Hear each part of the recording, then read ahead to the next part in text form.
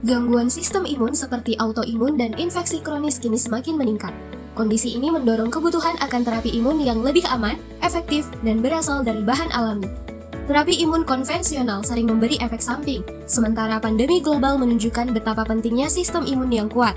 Oleh karena itu, dunia penelitian mulai fokus pada imunomodulator alami, khususnya tanaman herbal yang sudah lama digunakan oleh masyarakat. Salah satu tanaman yang menarik penelitian adalah Quisqualis indica atau bunga ceguk.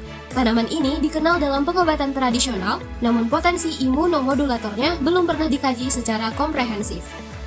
Penelitian ini bertujuan untuk mengevaluasi kemampuan bunga Quisqualis indica sebagai imunomodulator melalui uji in vivo pada hewan dan analisis komputasional untuk melihat mekanisme molekularnya.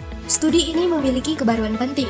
Pertama, ini adalah penelitian pertama yang menilai potensi imunomodulator bunga Quisqualis indica secara menyeluruh dari level hewan hingga level molekul. Kedua, penelitian ini menyaring 49 senyawa aktif dan mengidentifikasi jalur imun utama seperti Toll-like receptor, NF-kB, dan interleukin 17.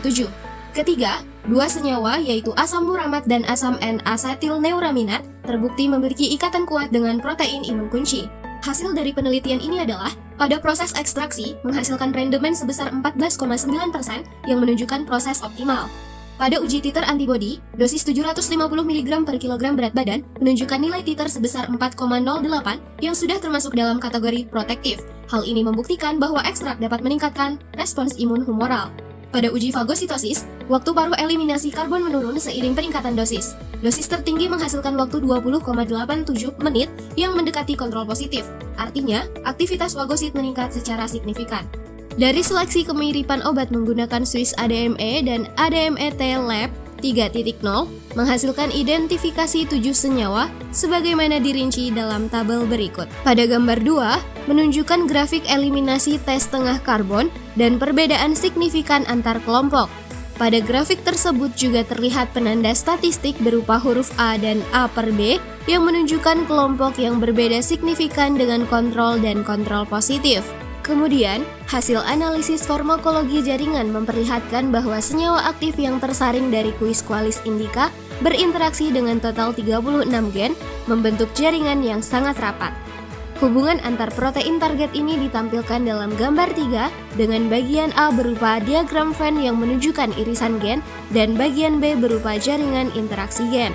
Interaksi antara senyawa aktif dengan protein target divisualisasikan dalam gambar berikut, di mana setiap senyawa ditandai dengan bentuk berlian berwarna orange dan protein target ditandai dengan bentuk segi 6 atau segi 8 sesuai dengan nilai derajatnya. Pemetaan jalur molekuler dapat dilihat pada gambar 5 yang memperlihatkan keterlibatan jalur persinyalan, terutama jalur Toll-like receptor, sebagai jalur dominan yang dipengaruhi oleh senyawa Quisqualis indica. Kemudian, detail gen pada jalur TLR ditunjukkan pada gambar 6 yang menampilkan gen-gen yang dipengaruhi oleh senyawa aktif dengan penandaan warna merah. Pada analisis docking, data lengkap interaksi ligan protein dapat dilihat pada tabel berikut. Di sini terlihat bahwa asam muramat memiliki afinitas tertinggi terhadap interleukin 6, sementara asam N-asetilneuraminat memiliki afinitas tertinggi terhadap interleukin 1 beta. Interaksi 3 dimensi dan 2 dimensi masing-masing ligan dengan target divisualisasikan dalam gambar berikut.